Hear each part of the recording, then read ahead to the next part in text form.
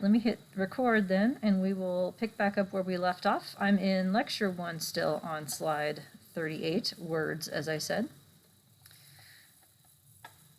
So then I have a depiction then of summarizing sort of where we are up to this point, the idea of handling person dependency, the process of fitting what I would call an unconditional model for time. The word unconditional means no other predictors besides whatever fixed and random effects you need for change over time or fluctuation over time. That's going to form a very important baseline before adding in further predictors.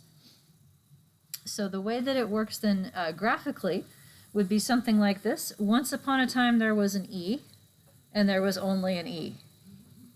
And the first thing we do is split E into what is between persons at level 2, person mean differences, which is carried by the random intercept variance, and then what is within persons at level 1, fluctuation over time. And then we would fit fixed effects of time, so that would partially explain residual variance. So why is it that you're deviating from your mean in a particular way? Maybe it's because people are changing systematically so that the deviations go in one direction or another. That would explain part of what is level 1 residual. But at this point, everyone would have their own slope. And so part of the reason why there may be deviations from that slope is because that one slope doesn't fit everybody. People need their own. And so in terms of partitioning variance, it's the E variance at level 1 that splits again. So let me back up. So E at the beginning, we split out what is between person mean differences. We add fixed effects of time. And then we do a second split out of E as to what is actually person differences in slope for change over time and E around it. So when all is said and done, we end up keeping the person random intercept, adding the person slope. These two get a covariance because they're both person characteristics that should be related.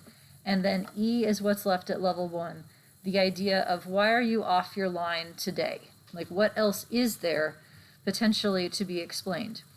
And one of the things that could be a cause for remaining within person residual is that the line that you gave each person isn't good enough yet. So far we're talking straight lines, right? Linear slopes. But it could be that people need bendy slopes, quadratic or exponential functions, something to where there's a curve to it. So in that case, what would happen is that we would add fixed effects of, say, a quadratic term, for instance, that would explain any remaining residual variance, and this could potentially split again into what is between person quadratic slope variance. That's where we're going to end up. So ultimately, the process is such that by the time you're done partitioning variance, the E at level 1 that you're left with should reasonably obey the same assumptions that you would have in regression. Independence, constant variance, and independence, constant variance, normality. That's the other one. But we can fix that one if we change the type of model that we're predicting with the link function and whatnot. And so it's like we're just carving up these piles into multiple sources of dependency. Each source gets its own pile. And these then represent different types of variability to be predicted by different types of predictors. So in terms of the change versus fluctuation, if we are in a situation where we're expecting systematic change over time, then the role of the fixed effects in the model for the means is to describe the average pattern of change. The role of the random effects in the model for the variance is to describe individual differences. Which aspects of those change do people need their own of? And that in turn induces heterogeneity of variance and covariance. If you're in this fluctuation situation, you may not need anything in the model with respect to time, with respect to the fixed effects. There may not be average trends, although these are the kinds of things that you want to watch out for that you might not be expecting. Random effects of time, though, are probably not going to get you, not going to be useful in terms of fluctuation. So if people aren't changing, adding a random time slope isn't going to help you. But it may still be the case that occasions from the same person that are closer together in time might be more related than occasions that are further apart. And so that's where introducing patterns of correlation among the residuals may still be necessary.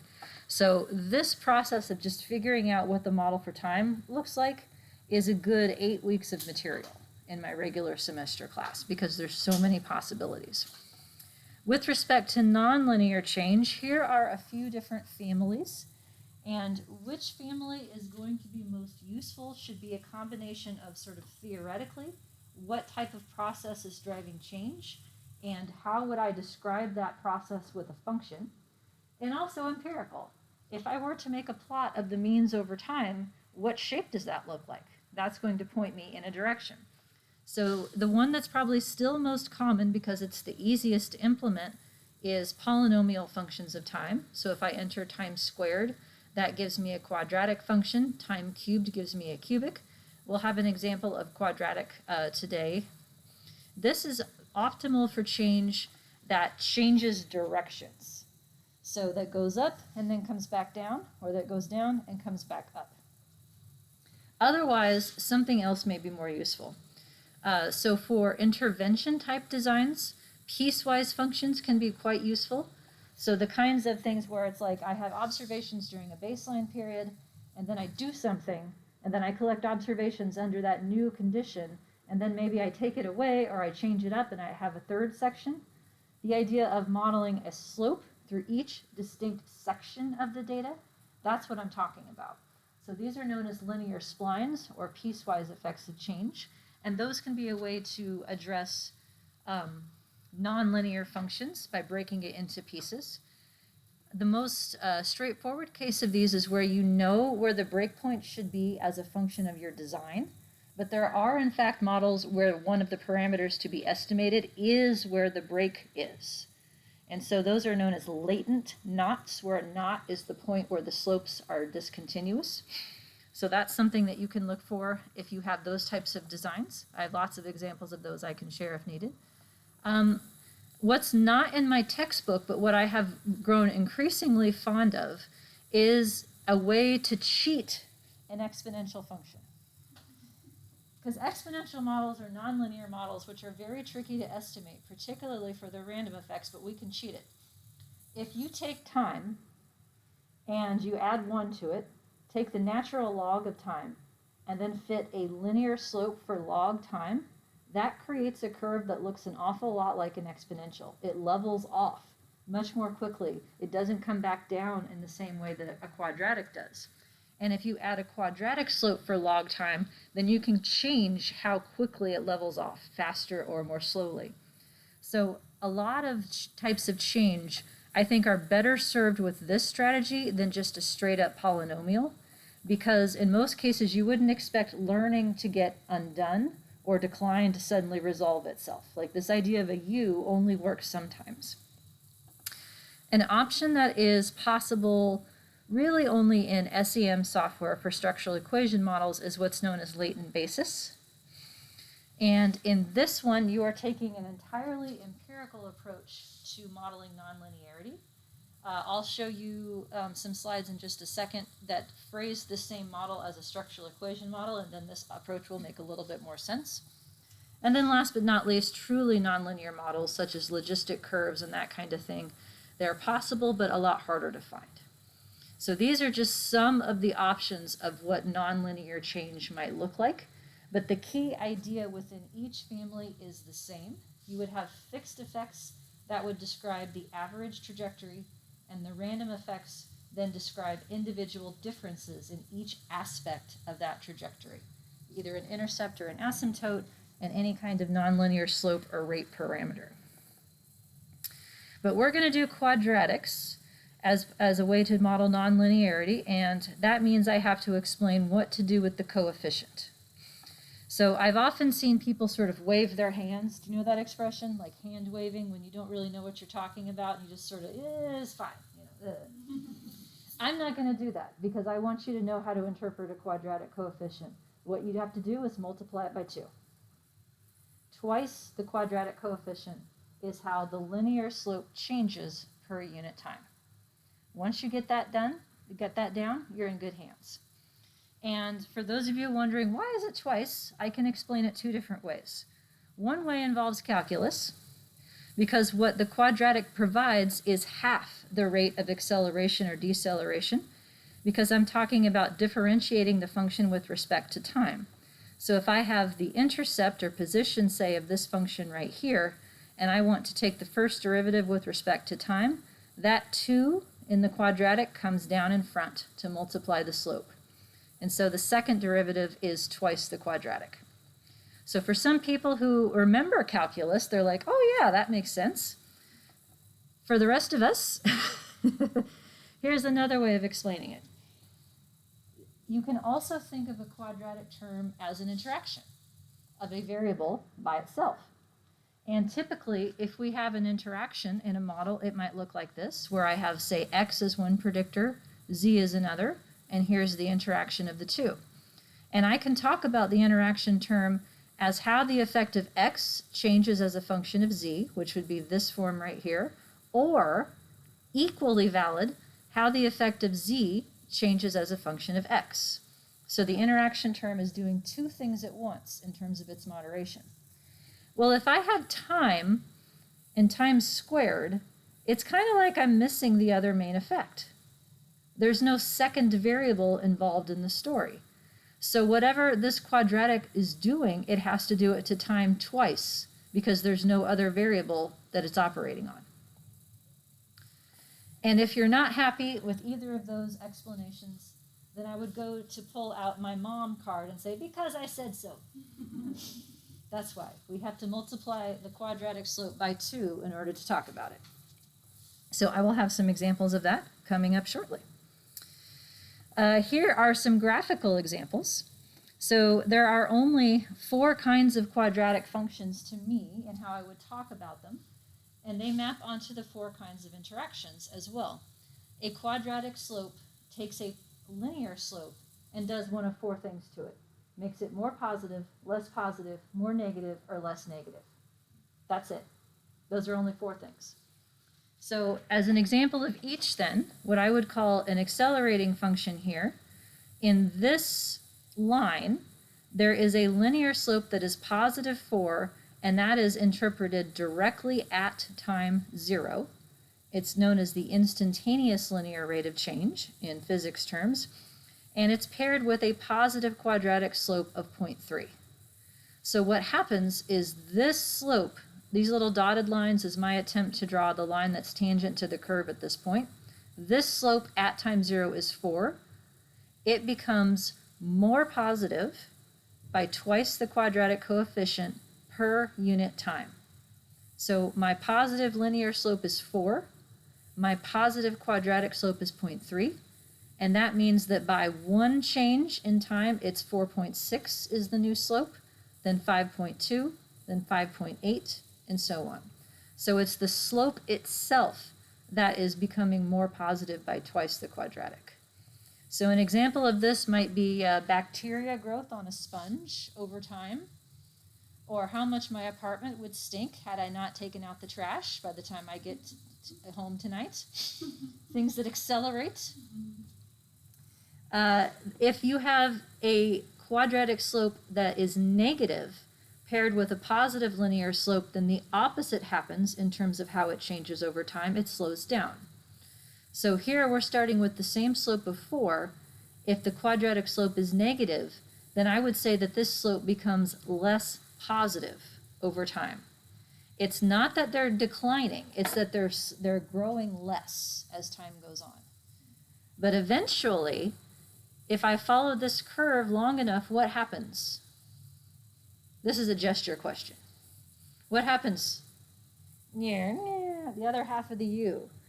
And so that's why these models are good at capturing nonlinearity over a limited time range, but theoretically they're dissatisfying.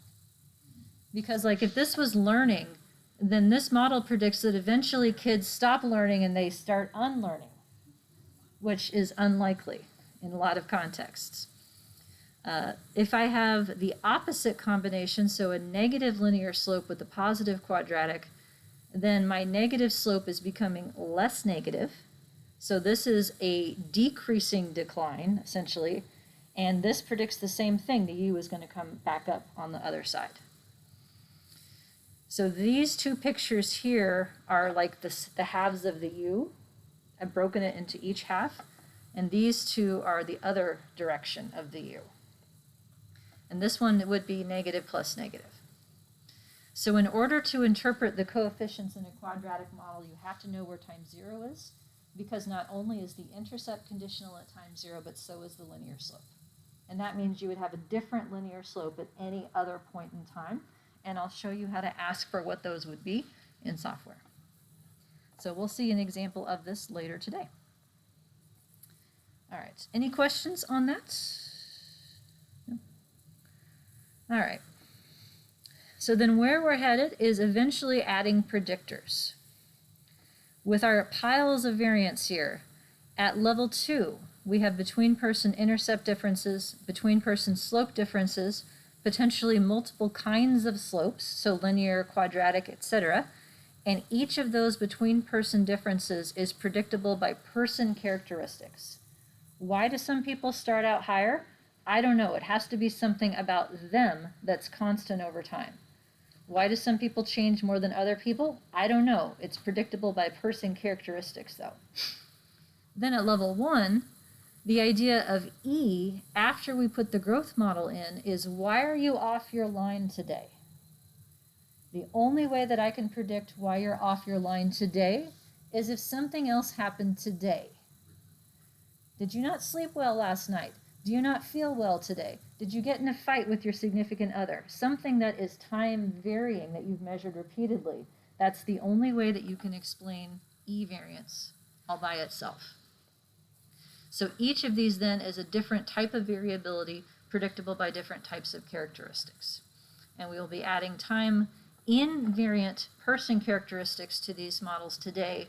Tomorrow we will pick up with time-varying characteristics because that's a whole nother thing. Okay, so all of this stuff that I've said up to this point, I have phrased using multi-level model words and notation because I think it's the easiest place to start. Because you can build directly from a single level regression model and start adding pieces to it, I prefer to teach it that way. But at the same time, you could learn the exact same things from a different perspective using structural equation modeling. So I want to show you the mapping of how these ideas would be estimated and described in an SEM framework. And it's not that one is right and one is wrong or that they're always the same. Honestly, it boils down to which software package are you going to have to fight with the least to get what you want. So if you're preparing like a very complex new recipe, you might not be able to go to one grocery store and get everything. You might have to go to different places to get everything you need. Eventually, longitudinal models get to be that way. And so I think that even if you don't plan to use SEM, it's good to have the framework in mind in case that way you have the toolkit available to you if you need to transition for various reasons. And I have lots of slides filled with reasons too. Those are lots of wordy slides about that. But the key idea to understanding how these models intersect is to recognize that a random effect is the same thing as a latent variable. So a random effect is essentially a person by predictor interaction, where a random intercept is like a person by intercept, like a column of ones. A random linear slope is person by time. A random quadratic slope is person by time squared, and so forth. And in this case, we would want to explain each of these person-level random effect variances with person-level predictors. Well, from the perspective of SEM, we would call these same random effects latent traits, where a latent trait is an unobserved characteristic that we believe to exist, and the way that we measure it is through observed variables that are all thought to be caused by this latent construct. So from that perspective, we might talk about sort of initial status and propensity to change as the latent variables, and that would map directly onto a random intercept and a random linear time slope. So translating notation then. This fall, I am going to be teaching longitudinal models at 12:30 each day, and then structural equation models at 2 o'clock on the same day. So I'm going to have to like use completely different words and letters to mean the same damn thing. So this is my measurement model in SEM class, where I have I for an item and S for subject in that class, and each item response is a function of an item's intercept, an item's factor loading, which is a slope that multiplies a factor. So F is for factor. In my systems of notation, I don't use any of the squiggly Greek letters because I can't draw them reliably. So it's F for factor in my class. And that's a characteristic of a subject. And then E is the residual for the item and subject. So each of the U's in our previous notation system is equivalent to an F as a factor. And if I have two U's, I have two F's. Each item normally in a measurement model would have a separately estimated intercept or threshold or set of thresholds in IRT land. And in order to push the information of the item's mean up, we have to shut those off. So all of the item intercepts and or thresholds would be shut to 0 in order for this to work. And the factor loadings in most cases are going to define what the latent variable means, and we set it up a priori as fixed factor loadings so that we know what's an intercept and what's a slope and what they mean. One catch with this is what happens when people have unbalanced time, and different software packages have different possibilities. As near as I can tell, the Levon package in R does not have an option for unbalanced time. I looked for it and I couldn't find it, and so I have to conclude that either it's not there or I couldn't find it, which means nobody uses it. But M+ does. So there are a number of features in M+ that separate it from some of its alternative competitors, such as that one. So let's start out then with what the SEM version of each of the models we've talked about would be. This is a single level model for the variance where we are not controlling for any kind of person dependency. So let's say that I have 4 occasions, and in conventional SEM diagrams, things in boxes are real, things in circles are pretend. I mean latent, excuse me. So this would be the same type of data where previously we had one Y, and it would be long format where it's 1 row per occasion per person. This is taking each of those 4 rows and transposing them into what is known as wide data. So it's 1 row per person where Y1, 2, 3, 4 would be separate columns. So each column is a separate variable per occasion. And we would fix all of the factor loadings from this one latent variable to 1, and that is what makes it an intercept. There is no variance yet being estimated for this latent variable. Its fixed effect is going to be, its mean, is going to be the fixed intercept. And the residual variances for each specific occasion are being held equal. So there's one number being estimated instead of 4, and that corresponds to the variance of these residuals. So the goal of this model is to provide a fixed intercept mean, and that's it. All of the variability is down here. Then we split E. So this is once upon a time there was an E. Now we're going to split it. Subtle. There it is, the question mark. That's my way of saying estimated.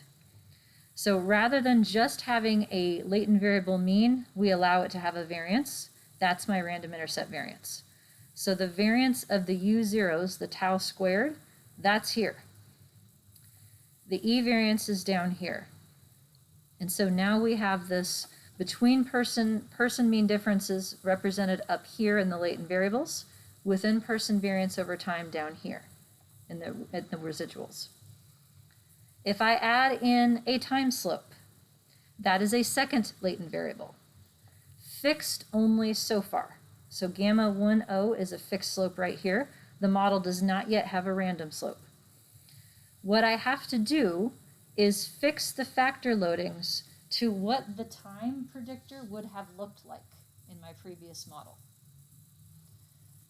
So I have denoted the first occasion as my time 0, The next factor loading is how much time has passed since time 0, and then how much time has passed, how much time has passed. So this would be an example of equidistant intervals, but if one of these was not equidistant, we would just change what number we fix it to. And if this latent variable here has only a mean, that mean is my fixed slope. It does not yet have a variance. Once I add the variance, then we get up to the full model that we ended up with, which is random linear time. So I have a variance of this linear time variable, or disturbance as they call it, a covariance with the intercept, whose variance is also estimated, and the level 1 residuals are down here. So to map that onto the notation then, the latent variables form the variances, their variances and covariances are in the G matrix at level 2. Between person stuff is up here. Within person stuff is down here at level 1. We would hold these residual variances equal because the assumption is that all of their heterogeneity, all the reasons for their heterogeneity would be up here in the G matrix instead. And the Z matrix that pre and post multiplies G to make it the right size is the loadings that we give here. So this is sort of your classic latent growth curve. See, now you get the latent word because it's represented with the circles. The latent variables and the random effects are the exact same thing. Now where this starts to fall apart, what happens if somebody comes in at time 2.5?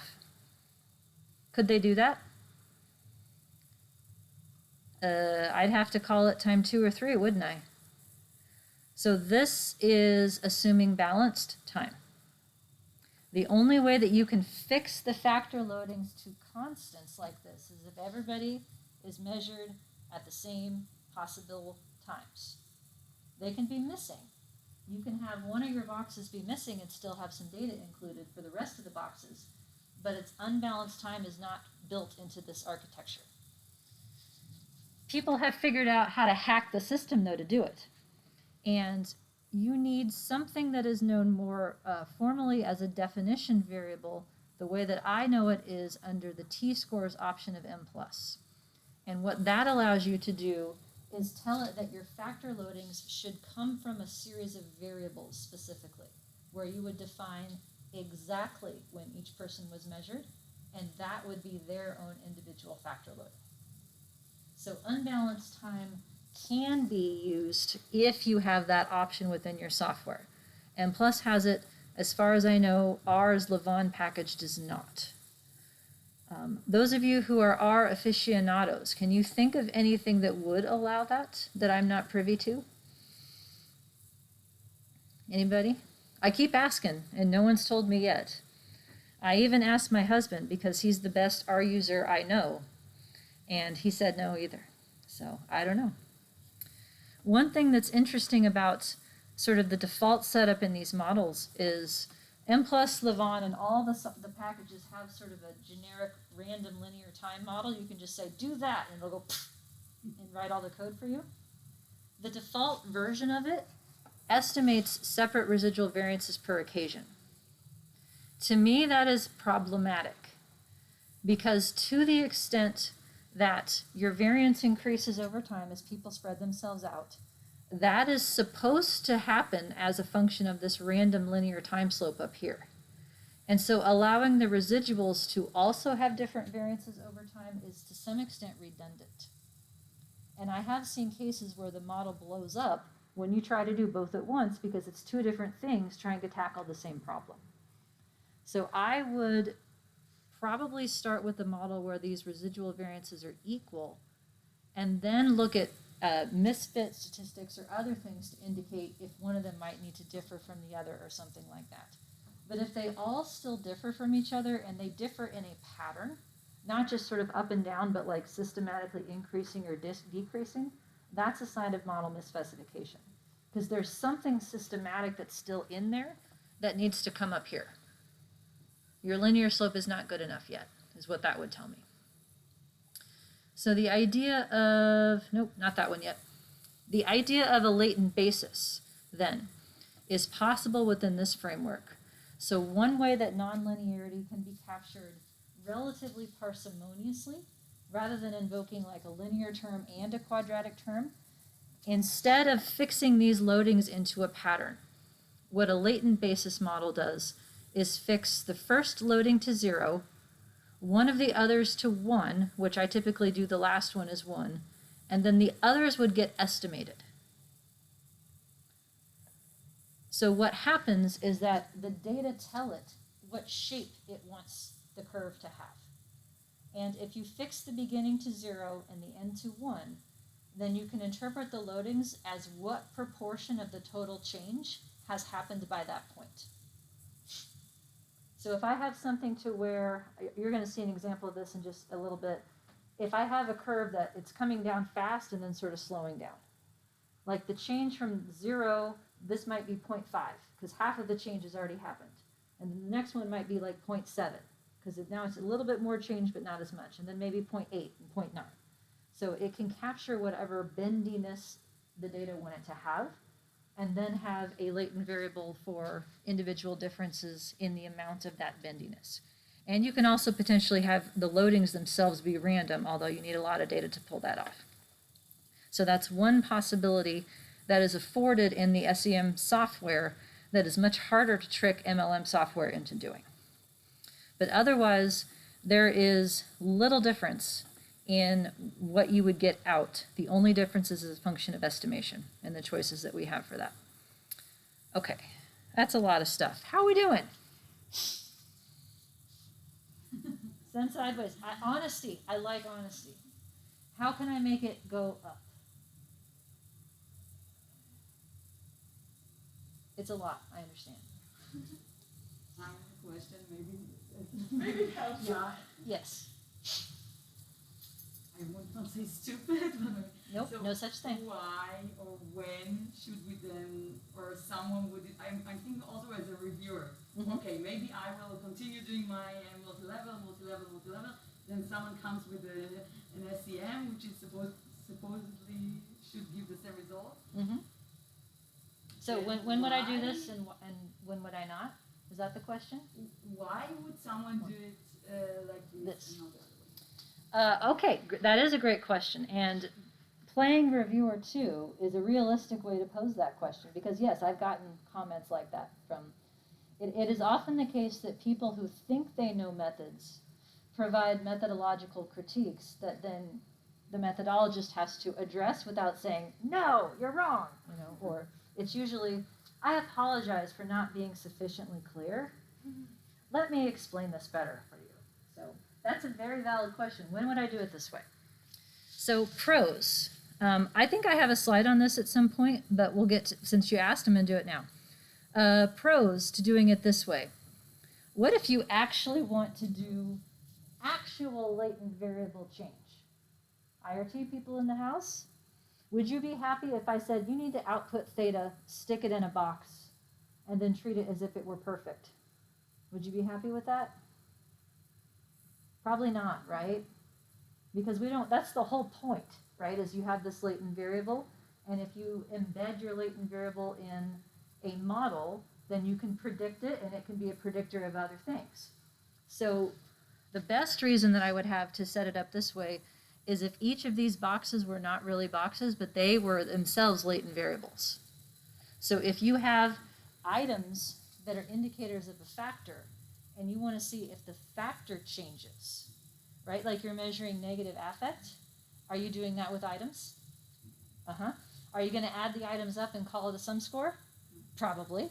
But an alternative choice, which might be better for in some cases, assuming you have the data to pull it off in terms of sample size, would be to have a negative affect factor.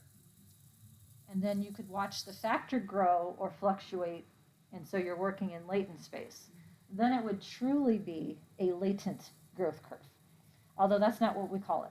We would call that a second order latent factor model, or a higher order factor model, because you would have a row of circles, and then the top level would be the intercepts and slopes. So there's 2 layers of latent variables in that case. So that's probably the best reason to do it this way. Another reason would be the latent basis model. So that can be If you have a complex nonlinear function that would take multiple latent variables to describe, it can be more parsimonious in terms of how they relate to other things to try and force it to be captured by one and let the loadings do the heavy lifting of invoking the nonlinearity. That would be another. I'm out of ideas. That's the end of the pros list. The con list. Have you heard about maximum likelihood versus residual maximum likelihood estimation? Are these words you know? A little bit? Not really?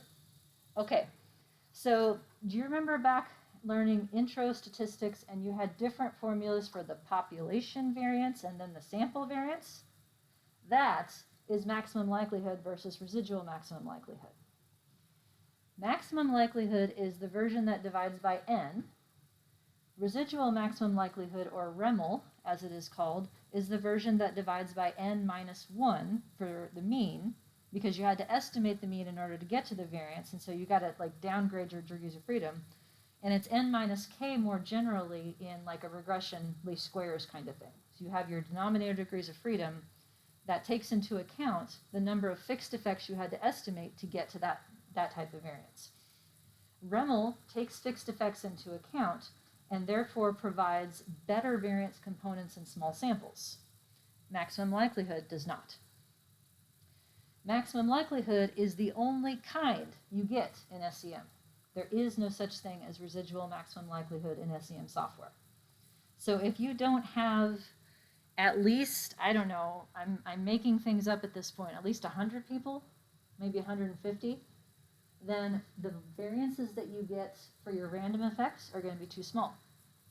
If your variances are too small, your standard errors are too small. If your standard errors are too small, your p-values are too small. So you can end up with a higher type 1 error rate if you don't have as much variance in your model as there is in your data. So that would be like con number 1. Number 2 is unbalanced time. If you have to round people into convenient intervals, that's no good.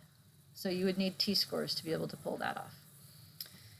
Number 3 would be the capacity of the software, and I'm phrasing it that way deliberately because it's not a modeling issue, it's a practical issue, to address other sources of nesting.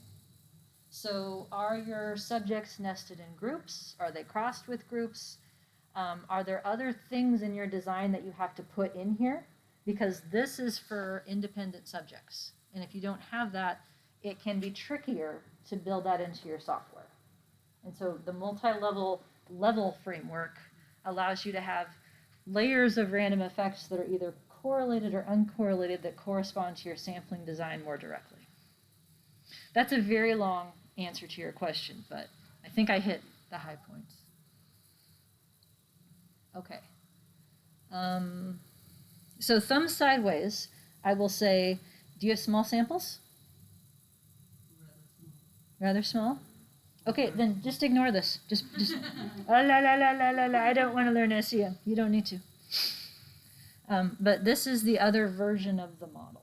I mean, it's another way of describing it and estimating it. It's the same thing, though. There is a direct correspondence. The only difference is a function of estimation and sort of software, what's the word I want? Idiosyncrasies. Let's go with that.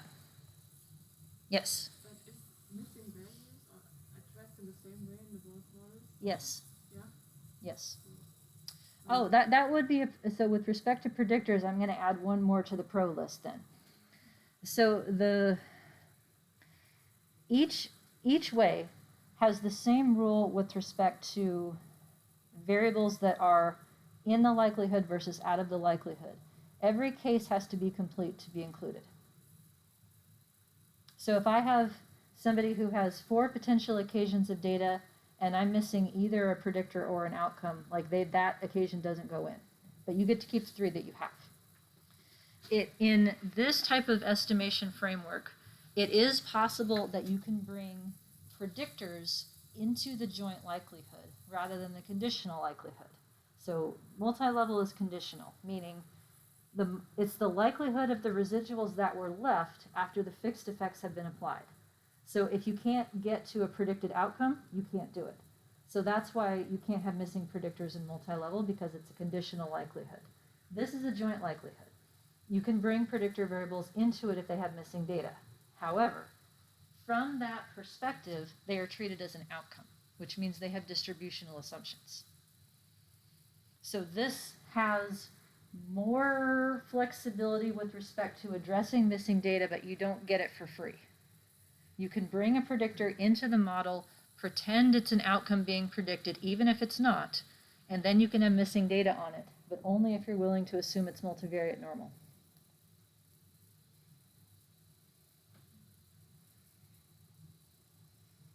Okay, other questions?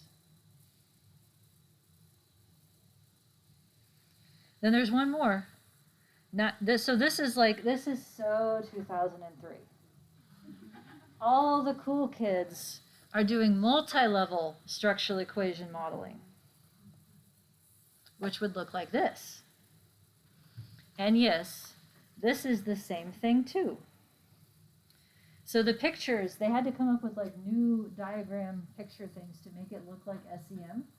But multi-level SEM uses a stacked data structure, the same as a standard multi-level model. The only difference is that there can be more than one Y. That's it. More than one Y. More than one outcome. And you can have the outcomes predict each other rather than just have covariances. So it is possible to fit a multivariate multi-level model, but then you're stuck with having relationships between the outcomes only be phrased as covariances. You can't have one predict the other. Multi-level SEM, as it is called, is SEM on long data.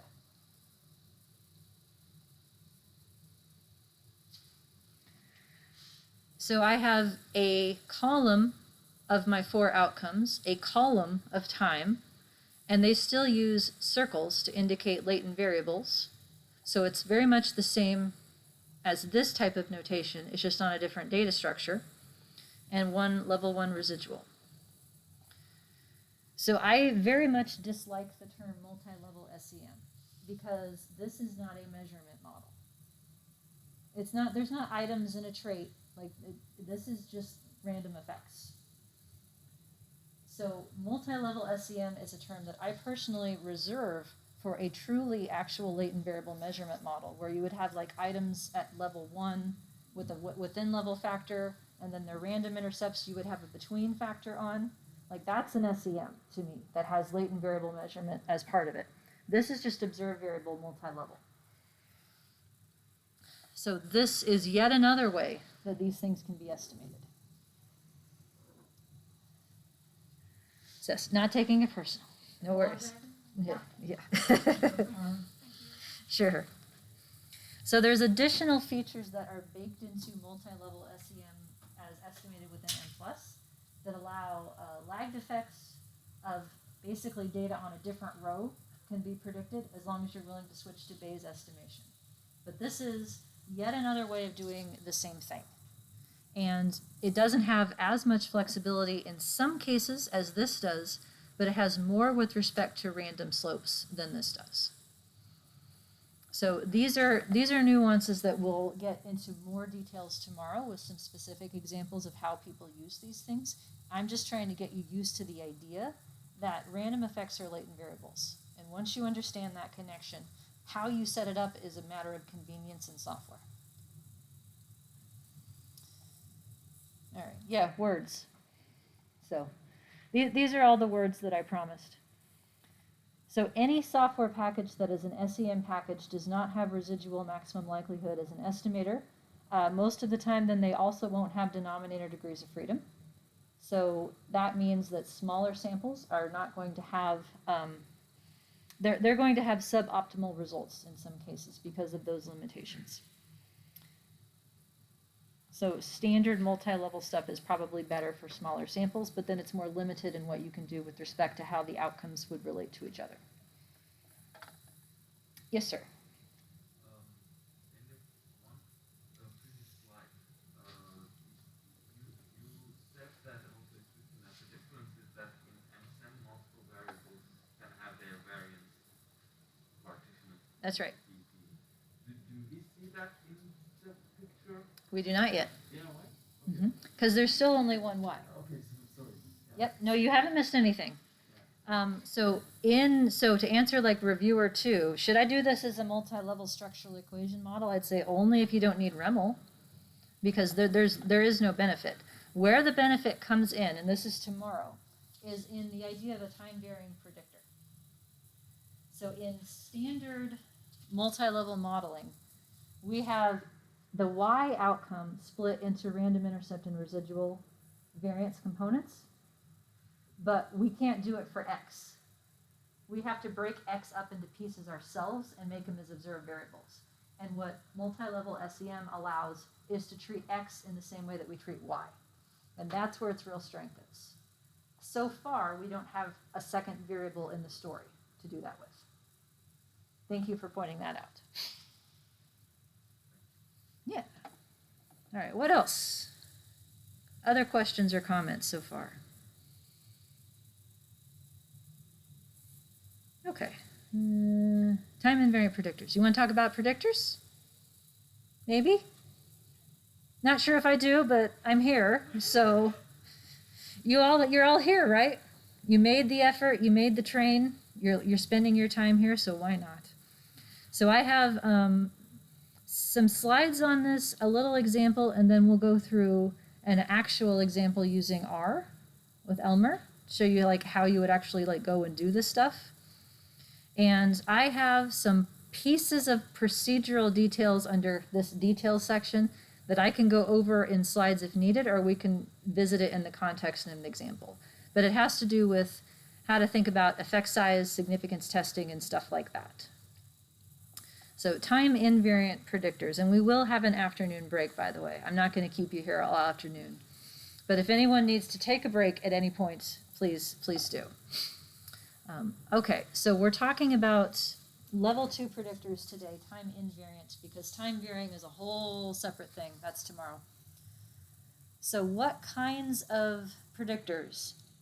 There are different words that people use that are substantive interpretations and not mathematical distinctions. So to me, the word predictor is sufficient, but you might think of it as control variables, independent variables, regressors, all of those different words. Like an independent variable to me is something that was manipulated as part of an experiment.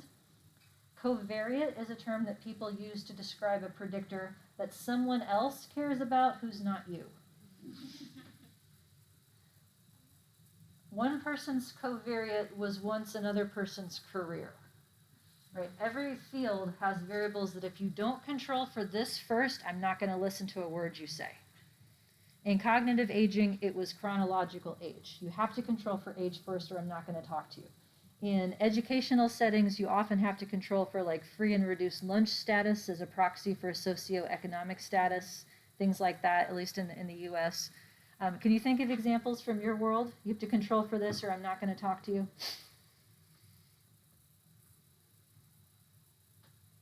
Every field has this, covariance.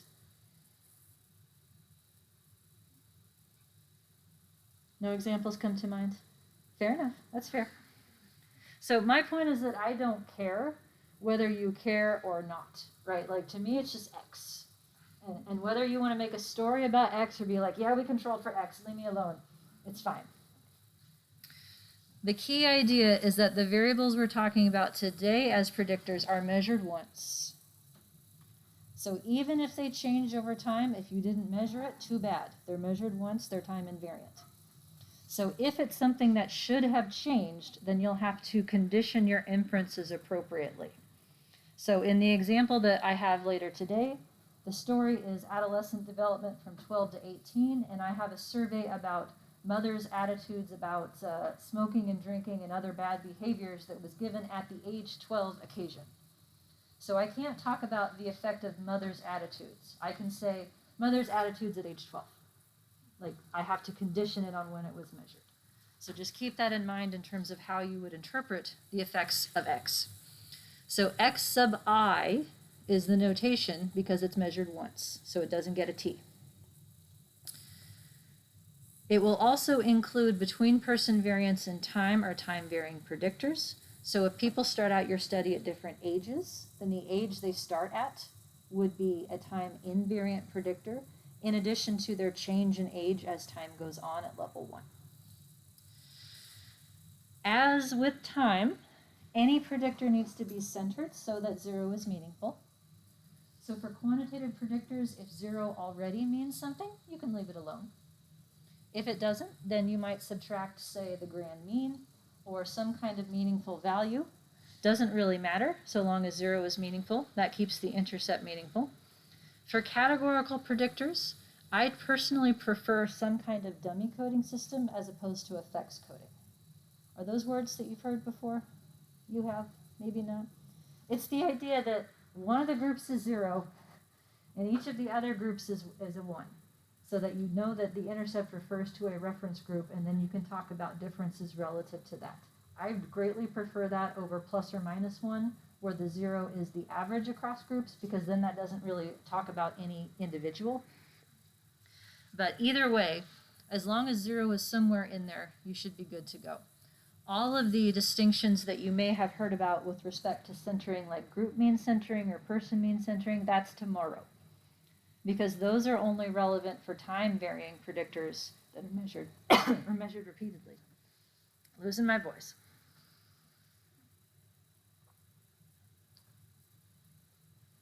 Okay. Yes, so missing predictors. In all of these software programs, variables that are not part of the likelihood that are missing, those cases are deleted. That is true in M+ and structural equation models, and any package that is using a conditional likelihood for its predictors. The row has to be complete. So if you have missing predictors, and particularly missing time-invariant predictors, here are your choices.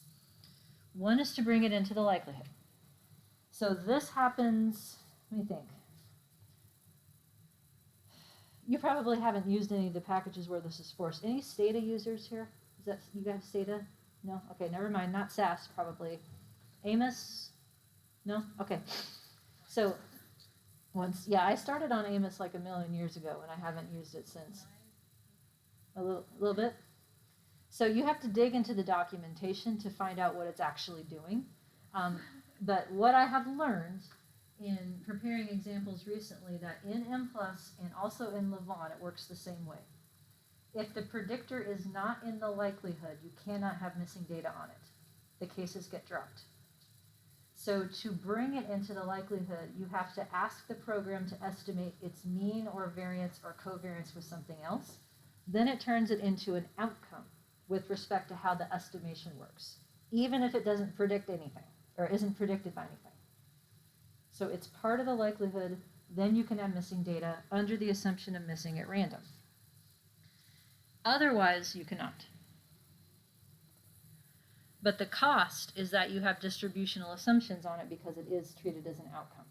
So then you have to be willing to say your predictor is multivariate normal in order for it to have missing data and be part of the likelihood. With respect to multiple imputation, that is another strategy for missing data. Are those words that you've heard before? More nods? Okay. So multiple imputation is the idea of filling in missing values with their predicted values using everything else in the data set, but adding in an error term so you're not cheating. And then you analyze each of the imputed data sets and then you aggregate the results. So that works just fine for time-invariant predictors. It is much trickier for lower level predictors because your imputation model has to anticipate all of the terms you might eventually want in your analysis model. So that means random effects, interactions, and all that stuff has to be part of the imputation model, and that can be very tricky.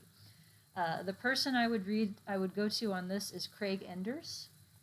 He has a great missing data book that is a second edition, is coming out this fall. And he's done, since the first edition, a lot of research on the problem of missing predictors in multi-level models.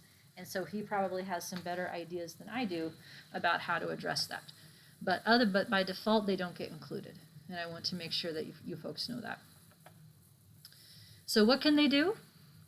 Time-invariant predictors relative to other things are more straightforward because they only have a few possible roles that they can play.